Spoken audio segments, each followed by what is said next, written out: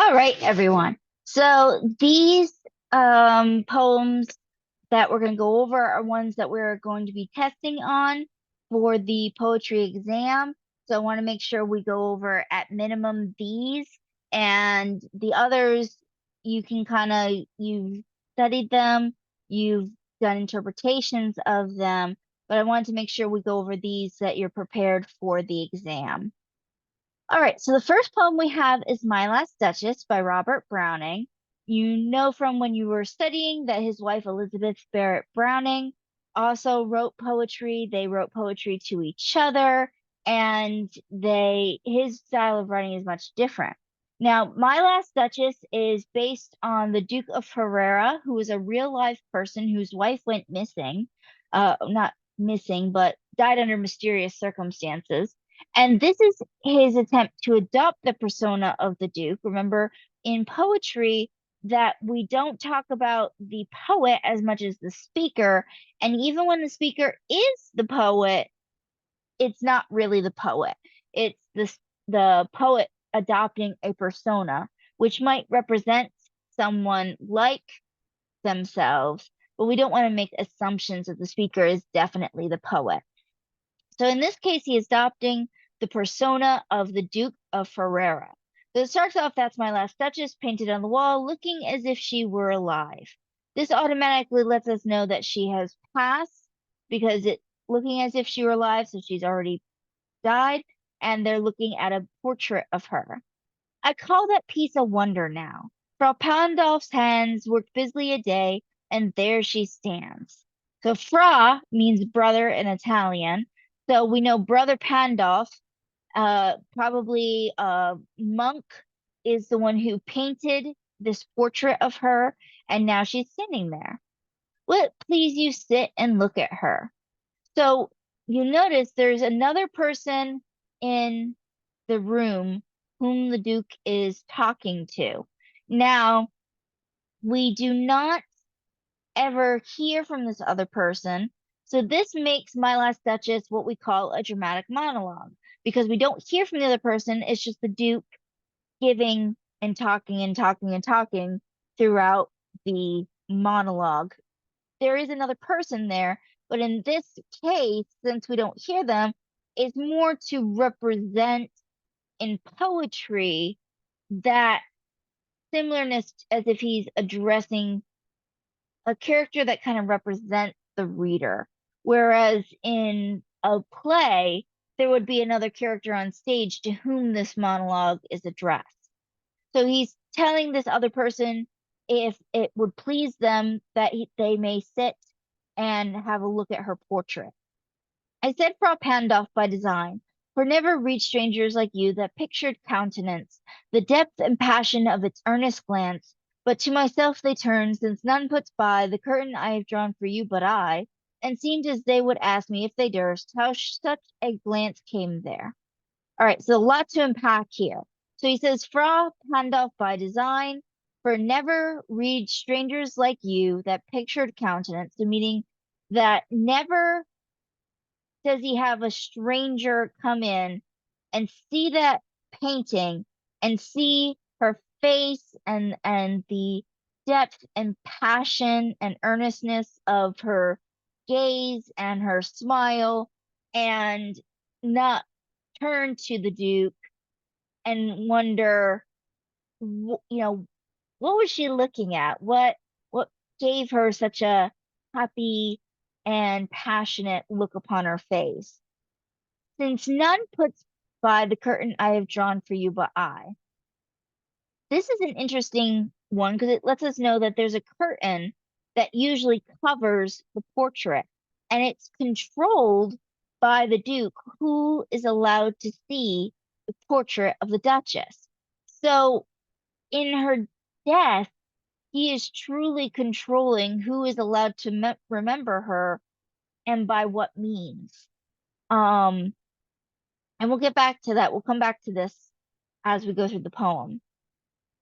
So, not the first are you to turn and ask thus. So, obviously, this person had seen the portrait and said, "Oh, what was she looking at? Was she looking at you?" And he's going to address it. Sir, 'Twas not her husband's presence only called that spot of joy into the Duchess's cheek. So spot of joy in this case is a euphemism for she's blushing.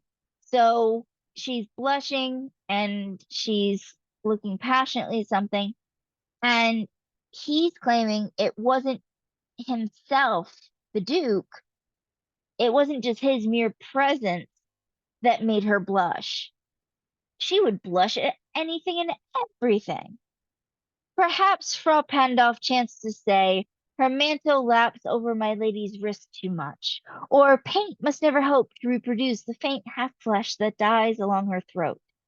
Such stuff was courtesy, she thought, and cause enough for calling up that spot of joy. So he's saying it's perhaps when she was being painted, Frau Pandolf said something innocent, like, "Hey, move." Um, Mantle would be kind of like a long scarf or something that would cover her arms, and it's covering her wrists too much. Could you move it, my lady? Or wow, there's a half flush along your throat. Paint could never help to reproduce it. I'm gonna do the best I can. Innocent things that even that would cause her, as a courtesy, she believed, uh, cause enough to blush and be, happy that he was saying something nice to her. Whereas the Duke is suggesting it was not courtesy of her to do this. It was not um cause enough. She should be stoic and not show so much joy. She had a heart, how shall I say, too soon made glad, too easily impressed.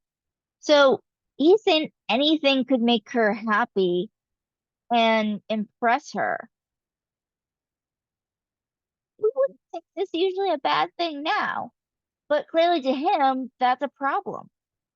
She liked whatever she looked on, and her looks went everywhere. So this kind of suggests to many scholars that he is claiming that she had wandering eyes. So 'twas all one. My favor at her breast, the dropping of the daylight in the west, the bow of cherries some officious fool broke in the orchard for her, the white mule she rode with round the terrace, all and each would draw from her alike the approving speech, or blush at least. So he's saying that, you know, we have to think about the way a duchess should be. A duchess should understand her rank and not be impressed by such common things. She should not easily show her emotions or show joy and happiness because she is a duchess. She is above all these things. And yet, if it were him and his love for her, she smiles and she blushes the same way as she does at the sunset, at someone bringing her cherries, at her horse. All of these things, she gives approving speech or at least blushes and smiles. And he's saying she shouldn't do that. She thanked men good, but thanked them how I know not how, as if she ranked my gift of a 900 years old name with anybody's gift. So here, he's saying it's good to thank people. You can't be completely heartless, but it was in his mind as if she gave as much emotion into thanking people for their little things that they do for her, and give just as much thanks for that as that which she gives for being married to him. So as a duke, he is of old money. So he's saying that his name is 900 years old. So that means that his last name, his family, is an old family from old money with old reputation. And that it was a gift of him to bestow it upon her, which is common thought for the time period. Frau Pandolf would have been, not Frau Pandolf, the Duke of Ferrara would have been the 1500s. And even in the 1800s, when Browning was writing, Not saying that there wouldn't be people, members of the aristocracy that didn't feel the same way, but he's saying that she should be downright thankful on her knees for my gift, not showing the same kind of thanks for what common men give her. Who'd stoop to blame this sort of trifling? Even had you skill in speech, which I have not, to make your will quite clear to such a one, and say just this or that, and you disgust me, or here you miss or there exceed the mark. And if she let herself be less than so, nor plainly set, her wit to yours forsooth the made excuse, even then would be some stooping, and I choose never to stoop. So here again, lot to unpack. First of all, he says, even had you skill in speech, which I have not. So this is where we get some irony. So irony is when we expect one thing and it's actually the exact opposite. So he claims that, sorry about the dogs, they're crazy about something. Um, so he's claiming that he can't give a speech. He certainly could not talk to someone directly and tell them when we are already on line 1, 2, 3, 4, 5, 6, 7, 8, 9, 10, 11, 12, 13, 14, 15, 16, 17, 18, 19, 20, 21, 22, 23, 24, 25, 26, 27, 28, 29, 30, 31, 32, 33, 34, 35 to 36 of him just talking. So clearly he is understating or trying to be modest, but not in a way of, oh no, I have no, he's claiming that, oh, I couldn't possibly do this. And even if you could do this and say to a person, hey, this is bothering me about you, this is what's upsetting me, or here you miss or there exceed the mark. The mark of what it is to be a duchess. Here you are missing the point. There you are exceptionally exceeding the point. You shouldn't be doing this as a duchess. And if she let herself be less than so, nor plainly set her wits to yours, forsooth, and made excuse.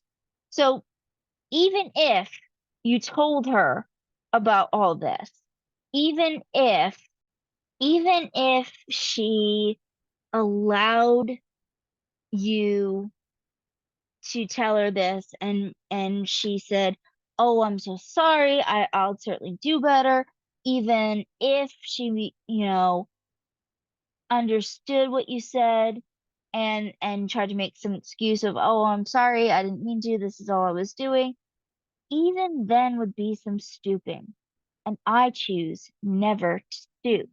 He believes that even at the point of talking to her and telling her what she's doing wrong is him stooping down to a smaller man's level, that it is not his duty to tell her what she should be doing as Duchess.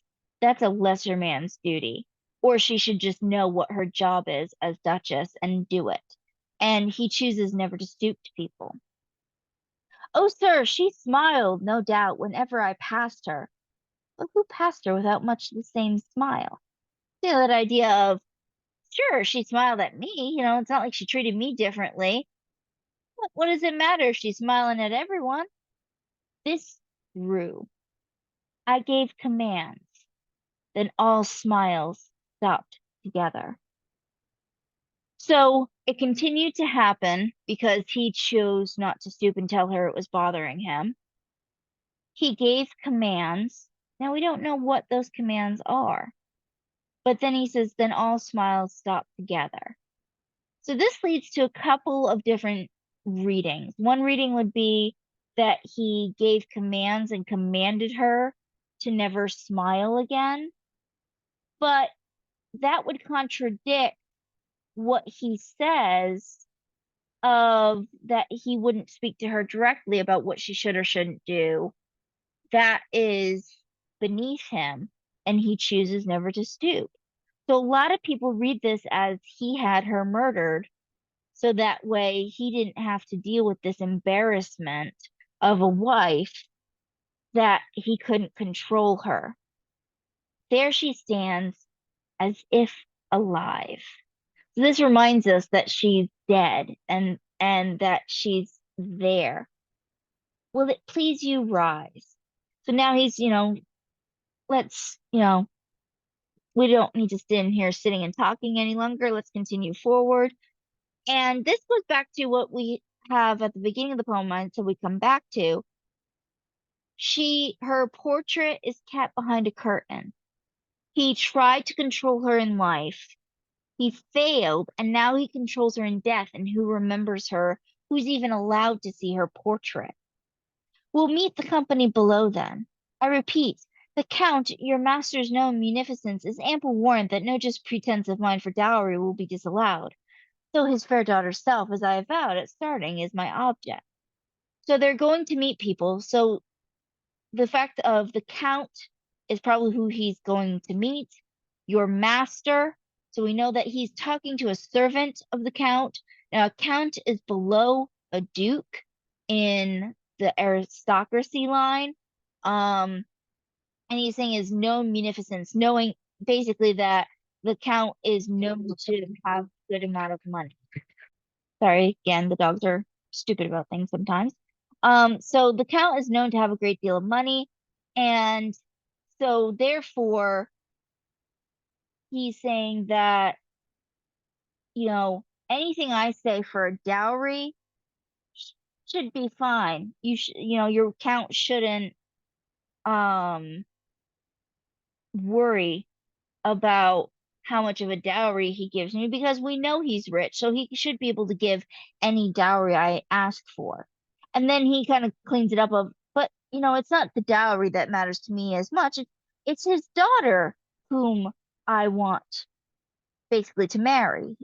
So this kind of shows that this whole talk has been a warning to the Count's servant to basically warn his master's daughter, or the for lack of a better term, mistress that the servant serves, to let her know of, you basically will have to be the Duchess that he expects you to be, or else, you know. Nay, we'll go together down, sir. So it sounds like the gentleman starts to go down by himself, perhaps, and then he's like, "Oh, we'll go down together," basically, so that way the servant can not warn the Count of the potential craziness of the Duke. Notice Neptune, though, taming a seahorse, thought a rarity, which Claus of Innisbrook cast in bronze for me. So he is pointing out a statue which he keeps near the portrait of his late Duchess. And Neptune is also known as Poseidon. Neptune is the Roman counterpart of Poseidon. And so he is god of the sea. And he is seen taming a seahorse, which is a rare portrait, a rare sculpture. And he purposely name drops an artist who had it cast in bronze and made it in bronze just for him, showing that Claus of Innsbruck did it for him because he sees the Duke of Ferrara as Neptune having tamed the seahorse. And this is the way the Duke of Ferrara sees himself, that he couldn't get the seahorse to do what he wanted, but he eventually broke that seahorse, being his wife. So that is that poem. The next poem we'll look at is going to be Blake's The Lamb. So The Lamb and the Tiger, you read, these are two poems that are basically not equivalent necessarily to each other, but the way this works is that Blake wrote two books of poems. The first was a book called Songs of Innocence, and in that particular book of poetry, the poems are from a place of innocence, usually from almost like as if they're from the mind of a child. Um, but innocence, one could even say naivety, of how we look at things. So the lamb is from the book of Innocence. The tiger, which is the next one we'll look at after the lamb, is from the songs of experience. These are the poems that are almost the adult-like, no longer naive version of reality. So a lot of the poems that were written in the songs of innocence have their pair in the Song of Experience. So the first one we get is the Lamb from the Song of Innocence. Little lamb who made thee, dost thou know who made thee? Gives thee life and bid thee feed. So one thing, little lamb, it's not actually talking about a lamb. It's talking about basically most likely a child, but it could be any person. But remember, we are all considered lambs, and Christ is my shepherd in Christian um, religion. So little lamb would be basically like child, who made you? Do you know who made you, gave you life, bid you, basically gave you food and told you to feed? By the stream and over the mead, gave thee clothing of delight, softest clothing, woolly bright, gave thee such a tender voice, making all the vales rejoice. So again, it's got some literal going on of, talking to a lamb with um the figurative of talking to a child who made you, who made everything, including that tender voice that you have to be able to rejoice for to the God who made you. Little lamb who made thee, dost thou know who made thee? So we still get again that questioning. We kind of get this repetition of this refrain. Little lamb, I'll tell thee, little lamb, I'll tell thee. He is called by thy name, for he calls himself a lamb. He is meek and he is mild. He became a little child. I a child, and thou a lamb. We are called by his name. So it goes to, okay, if you don't know, I'll tell you. I'll tell you who made you. Give me this chance to talk to you about the Lord. He is called by thy name. So remember, Jesus Christ is both the Lamb of God and the shepherd. So he that is being referenced is Jesus. For he calls himself a lamb. So Jesus calls himself a lamb rather than a sheep. Um, he is meek and he is mild. He became a little child. Now, remember, in this time period and in many denominations, you have that God, Jesus, and the Holy Spirit are separate. But you also have some denominations where all three are one being, just different forms. So this one basically is making the Trinity into one being of different forms. That God is also Jesus, is also the Holy Spirit. He made the lamb. He is a lamb himself, being mostly Jesus, and that Jesus became a little child in order to basically save the lamb. I a child and thou a lamb, showing that yeah, he became a child. He just like you, child, and we are called by his name.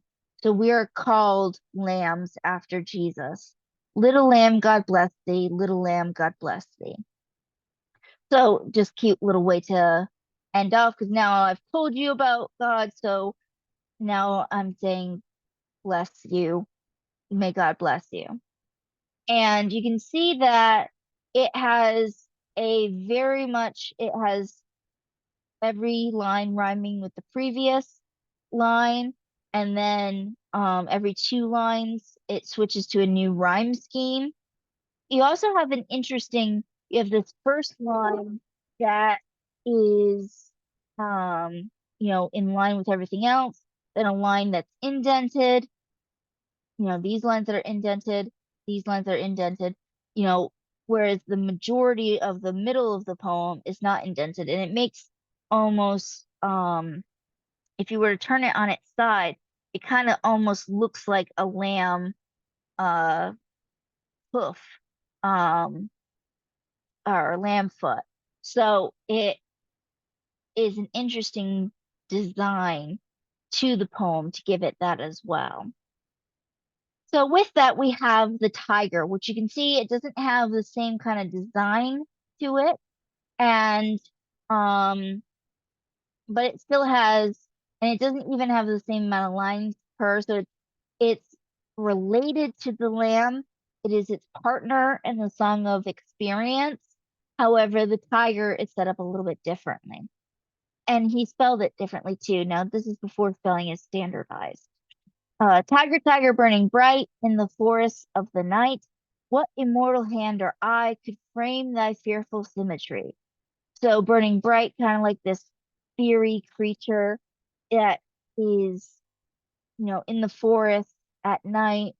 Um, this is especially during some of the earliest times of the British conquering India, so they knew about tigers. And it's saying, what immortal hand or eye could frame thy fearful symmetry, meaning what immortal being created you? In what distant deeps or skies burnt the fire of thine eyes? On what wings dare he aspire? What the hand dare seize the fire? So showing, basically in what heavens were the fires that burned, that are burning deep within the tiger's eyes? On what wings dare he aspire?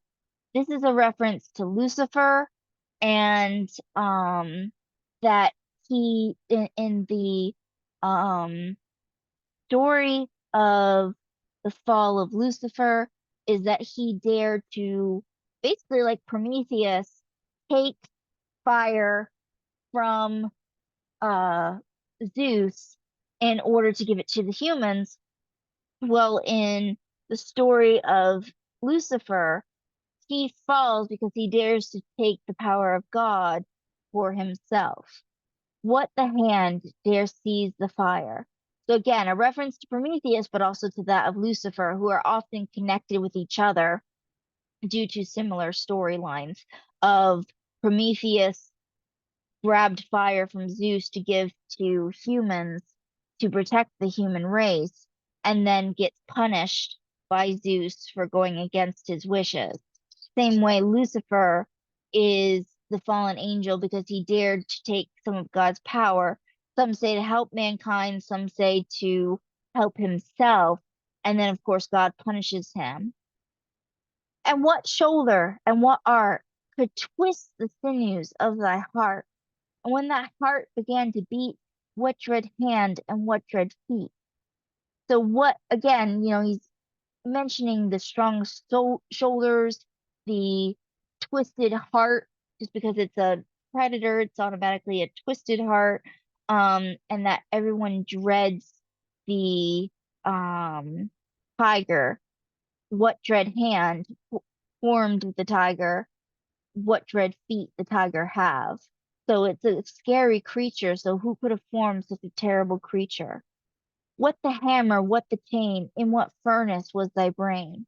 So you kind of get this image of forging, of having the brain created and then being forged with hammer and furnace. What the anvil, what dread grasp, dare its deadly terrors clasp? When the stars threw down their spears and water heaven with their tears, did he smile his work to see? Did he who made the lamb make thee?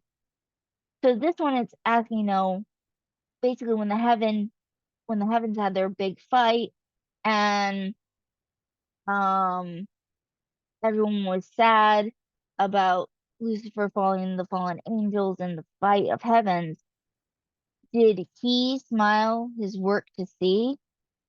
And then this is questioning, it sounds like, well, did Lucifer make you all along? And then here we get, well, what if it wasn't Lucifer? Maybe it was. Maybe Lucifer smiles at seeing his work, but maybe it wasn't Lucifer. Because if Lucifer truly did make things, then he would have the power of God. So then, did he, God, who made the lamb, make thee? So if God made Jesus, then did God and the lamb, more literally, did God make Lucifer? And also, did God make the tiger? Did Lucifer make the tiger? It leads to a lot of questions from the Song of Experience, because at this time period for Blake, um, it was, reproduced in 1794, but we've had the Protestant Reformation. People are questioning the divine rights of kings and queens. They're questioning religion. They're questioning, what do we believe? We've believed in what the Roman Catholic Church has told us for thousands of years if we're Christian. What do we believe then? Do we believe that the Pope is our only way to talk to God? What do we believe about God if this is what the Pope tells us is the story? Should we question what the Pope says? What is the true story? And this kind of leads many people to say about how there are those who question, you know, some people claim that God made all the good and Lucifer made all the evil when he became Satan. But other people claim, well, that's impossible because God made Lucifer, but also anything that has been made ultimately stems from God. So then, does that make God the creator of evils as well? And why would he do that to his own children? So there are many different questions that they were questioning at this time period. Not that people still don't today, but this question comes up, from this idea of the Song of Experience. And then we get a repeat of the first stanza, tiger, tiger, burning bright in the forest of the night. What mortal hand or eye dare frame thy fearful symmetry? What made such a fearful creature? All right. The next one is The Passionate Shepherd to His Love. This one is by Christopher Marlowe.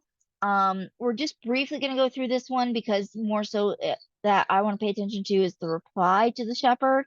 So you have come live with me and be my love, and we will all the pleasures prove that valleys, groves, hills, and fields, woods, or steepy mountain yields. So we know that the shepherd is who is the speaker based on the title of the poem. And we know it's to his love. We don't know a lot about his love at this point because it's a dramatic monologue. And he's basically trying to convince this lover, come live with me, be mine, marry me. We're going to have all the pleasures that nature can yield. We will sit upon the rocks, seeing the shepherds feed their flocks by shallow rivers to whose falls melodious birds sing madrigals. So it's this idea of, we'll sit, we'll watch the shepherds with their flocks, we'll listen to the waterfalls, we'll hear the melodious birds. A madrigal is a type, for those that are not into music, it is a type of music or song that stems from the Middle Ages, and it is actually where a bunch of different singers, or not singers, song types, melodies, that's the word, melodies, are all kind of interweaving with each other. They're all different, they don't all match, but they're weaving into each other. The best example of modern day song that I have of a madrigal is actually from Encanto, the Disney movie. If you've ever heard the song "We Don't Talk About Bruno," I know it's overplayed but it's a great song, but it's a great example of a madrigal because the song version that Auntie Peppa and Uncle Felix sing has a slightly different melody to it than that which Dolores sings and that which Isabella sings and the town sings and cousin I don't remember the cousin's name, but the cousin sings. And then at the very end of the song, when they're all singing their own individual parts at the same time, you can hear a little bit of how each of the songs is a little bit different from each other. That's a great example of a madrigal, but it originally started as different melodies all making up the same song in the Middle Ages. And I'll make thee beds of roses and 1,000 fragrant posies, a cap of flowers and a kirtle, embroidered all with leaves of myrtle. So basically, I'll make a bed and all the night things that you might need, a nightcap and a nightgown for you. A gown made of the finest wool, which from our pretty lambs we pull. Fair lined slippers for the cold, with buckles of the purest gold. So this, a wool gown to keep her safe, but also a lot of times wedding dresses would be made out of wool. So he's basically asking her to, marry me. I'll make you a beautiful gown. We'll have lined lamb's wool slippers, buckles of the purest gold. I'll make a belt of straw and ivy buds with coral clasps and amber studs. And so he may not be rich, but he can make all of these things with what he does have from nature. And if these pleasures may thee move, come live with me and be my love. Like if this all sounds wonderful to you, marry me, come be my wife, or come be my love. The shepherd swain shall dance and sing for thy delight each May morning. And if these delights thy mind may move, then live with me and be my love. So we get that one by Christopher Marlowe. So now we get the nymph's reply to the shepherd. So again, we never get a description of who the shepherd's love is in the original, but a nymph in Greek mythology was usually a female, but sometimes a male. Um, not They were immortal, but they weren't gods, and they are nature spirits. So you would have the naiads were those of the river, the oceanids were those of the ocean. So you had some water ones. You had the dryads were the nymphs of the trees. If you've ever the myth of Apollo and Daphne, she's a nymph or a dryad. Um, so this is suggesting that the shepherd fell in love with a nature spirit female, and that he's trying to convince her to basically give all that up and come live with him. Now, again, this is Sir Walter Raleigh, and this is again why we say the speaker does not always match the poet, because the speaker, the nymph, is a girl, so he's taking on a female persona in order to make this poem. So again, the speaker is the female nymph. If all the world and love were young, and truth in every shepherd's tongue, these pretty pleasures might me move to live with thee and be thy love. So she's responding and saying, if if all the world and love, if we had all the time in the world and, every shepherd told the truth, then absolutely all these things would be pleasant to me and I would happily fall in love with you and live with you. But time drives the flocks from field to fold, when rivers rage and rocks grow cold, and Philomel becometh dumb, the rest complains of cares to come. So saying that, yeah, we could watch the flocks, but eventually time passes and they have to go back at night. The rivers will rage. They're not going to be, you know, calm and peaceful. The rocks will grow cold. This one, Philomel, is a reference. This one would be an allusion to. So this is an allusion to Greek myth. So he talked about melodious birds sing their madrigals, is what Christopher Marlowe talks about. So Walter Raleigh's poem is talking about a Greek myth of Philomel, who is sexually assaulted by her brother-in-law, and then in order to keep her from saying something about it, he turns her into a bird. Well, birds can still sing and talk about it, so he cuts out the bird's tongue. So that's where and Philomel becometh dumb. It's just a quick and easy reference that people at that time period would have known the story of Philomel not being able to speak anymore. So the birds eventually will not sing, but this just makes it more of an image instead. The rest complains of cares to come. The flowers do fade, and wanton fields to wayward winter reckoning yields. So basically, like, yes, you can make me these beautiful things out of flowers, but flowers are going to fade and die. And the fields where all these beauties lie eventually become barren because of winter. A honey tongue, a heart of gall, is fancy's spring, but sorrow's fall. So a honey tongue, we always think of, a lying tongue, a honey tongue. You're telling me all these sweetness. You have a heart of gall. You are very brave, but that is fancy's spring, but sorrow's fall. So this idea that you fancy me now, and you fancy that all this is true, which is very young and, kind of foolish of you, but then we'll be sad when the fall comes and literally when this all falls apart. Thy gowns, thy shoes, thy bed of roses, thy cap, thy kirtle, and thy posies, soon break, soon wither, soon forgotten, in folly ripe, in reason rotten. Like, yes, you can make all of these things for me, but they'll break, they'll wither, we'll forget about them. In our youth and folly and rushing towards things, all of this stuff is ripe and beautiful and wonderful. But when we start to actually think about whether this will work between us is when it starts to fall apart. Thy belt of straw and ivy buds, the coral clasps and amber studs, all of these in me no means can move to come to thee and be thy love. Basically, all this fancy stuff that you're offering me, reading this second poem, this response, it sounds lovely in the first poem of, oh, he doesn't have a lot of money, but he'll make all these things out of nature for her.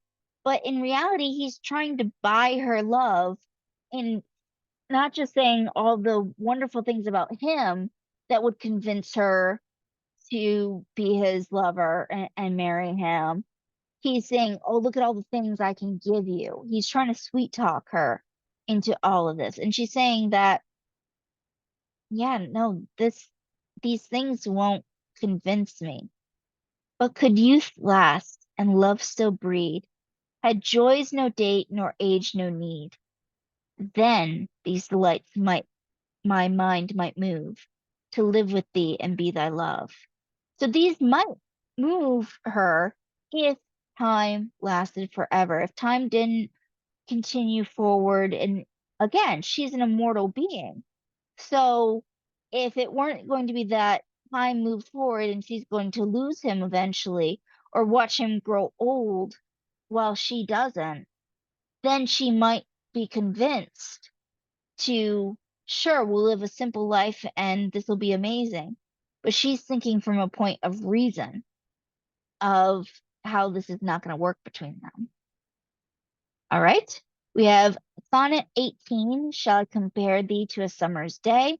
We'll do two more and then I'll stop the video and do a separate video so that way you don't have to sit through a long video, too long.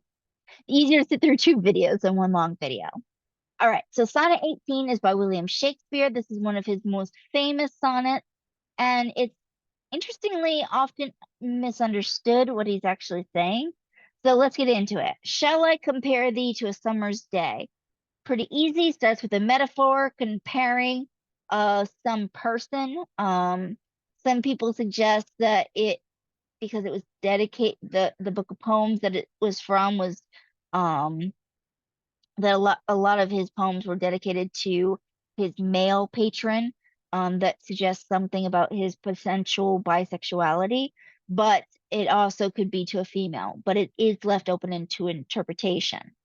Shall I compare thee to a summer's day? Obviously, a metaphor comparing the lover to a summer's day. Thou art more lovely and more temperate. So basically, you are more beautiful and calmer than a summer's day. Now, it's easy for us. We're in Florida. We think of a summer's day as, oh my God, it's hot and humid and sticky and sweaty and humid, and that's horrible. Why would you ever come? Remember, he's thinking about late 1500s, early 1600s, upper England, cooler summer. So it's a little bit different. Rough winds do shake the darling buds of May, and summer's leaf hath all too short a date. So basically, rough winds come, it rains a lot in England. They're going to shake the flowers that are still budding in May. April showers bring May flowers. Summer's leaf hath all too short a date. Summer is fleeting. It's only 3 months. At least, again, if you're in England, I know it feels more like 6 months to 9 in Florida. But summer's leaf hath all too short a date. Some time too hot the eye of heaven shines. So the eye of heaven, instead of just saying sometimes the sun is hot, that would be boring. So he gives some imagery, and he uses this phrase, eye of heaven, saying that the sun is the eye of heaven, to give us a different kind of imagery. And often in his gold complexion dimmed. Sometimes the sun is not as bright as other days. And every fair from fair some time declines by chance or nature's changing course untrimmed. So sometimes just by chance, or because nature does what nature wants to do, sometimes the fairness declines. No, I shouldn't compare you to a summer's day, because this is all the parts about a summer's day that don't actually match you. But thy eternal summer shall not fade. So he's saying here that the summer of her, that is referenced by her beauty, is eternal, and it will not fade, nor lose possession of that fair thou owest. So he's saying basically, you're not going to lose your fairness, nor shall death brag thou wanderest in his shade, when in eternal lines to time thou growest. So he's saying that, as long as people, your beauty is written about in this poem, people will know your beauty. It won't fade. You're not going to lose possession of it.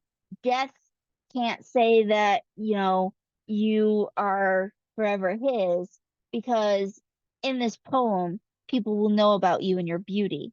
So long as men can breathe or eyes can see, so long lives this, and this gives life to thee. So we get this, as long as men, people can breathe, are alive, and can see this poem will live on. And because this poem lives on, it will give you life. All right, I'm going to stop the video here, and I'll start a new video to help you study with the rest of the poems.